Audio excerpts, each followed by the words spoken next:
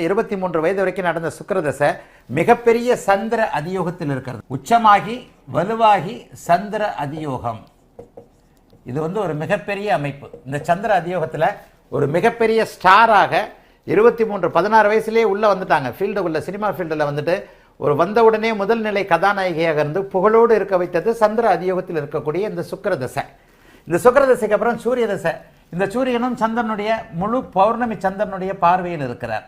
சந்திரதசை ஆரம்பித்த உடனே குருவின் பார்வையில் இருக்கக்கூடிய சந்திரன், இந்த குருவின் பார்வை அவருக்கு ஏற்கனவே அவர் இங்கே முழுமதியாக இருக்கிறார்.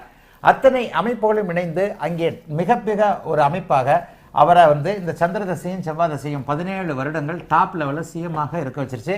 இந்த ஜாதகத்தில் பார்த்தீங்கன்னா சந்திரன் செவ்வாய், சூரியனுக்கு அடுத்து வருகின்ற சந்திரன் குருவின் பார்வை, செவ்வாய் குருவின் பார்வை, ராகு குருவின் பார்வை. இந்த ராகுல தான் சனியின் பார்வையின் காரணமாக அவர் சட்ட சிக்கல்களை சந்தித்தார். சட்ட சிக்கல்களை கடைசி வரைக்கும் சந்தித்த ஒரு ஜாதகம். குருதசையில் சஷ்டாஷ்டக குருதசையில், குருதசை சனி புக்தியில் இவங்க இறந்து போனாங்க. உயர் அந்தஸ்தை கொடுத்து ஒரு பேரரசியாக மகாராணியாக இருக்க வைத்த, அனைவரையும் காலில் விழ வைத்த இந்த குரு கேந்திர பாதக மாரக அதிபதியாக 7ஆம் இடத்தில் அதிக சுபத்துவத்தோடு அமர்ந்து கெடுத்து அவருக்கு குடும்பம் என்கின்ற ஒரு அமைப்பையே கொடுக்காம போயிடுச்சு. அவருக்கு எந்த லெவல்லையும் ஒரு கணவர் என்கின்ற அமைப்புகளே இல்லாமல் போனது காரணம் இந்த பாதக மாரக அமைப்புகள் தான். அதே மாதிரி சஷ்டாஷ்டக அமைப்புகள். ராகுல அவருக்கு எந்த கிரகமும் சஷ்டாஷ்டகமாக இல்லை. இதை பார்த்தாலே நல்ல விதமாக புரியும். சஷ்டாஷ்டக அமைப்பிற்கு ஒரு விதிவிலக்கு சொல்லுவேன். ஆட்சி உச்சமாக இருந்தால் சஷ்டாஷ்டகம் விதிவிலக்குன்னு சொல்லுவேன். சந்திரதசையில் சுக்கிர பக்தி சஷ்டாஷ்டகம். ஆனால் சந்திரதசையில் சுக்கிரன் உச்ச சுக்கிரன் சஷ்டாஷ்டக தோஷ நிவர்த்தி.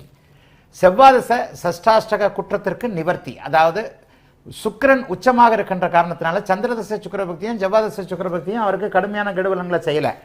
ராகுல சஷ்டாஷ்டகமாக யாரும் இல்லாதனால அவர் மிகப்பெரிய சோதனைகளை அவர் அனுபவிக்கலை. ஆனால் குருவில் சஷ்டாஷ்டக சனியில் அவர் படாத துன்பங்களை பட்டு இறந்தே போனார்.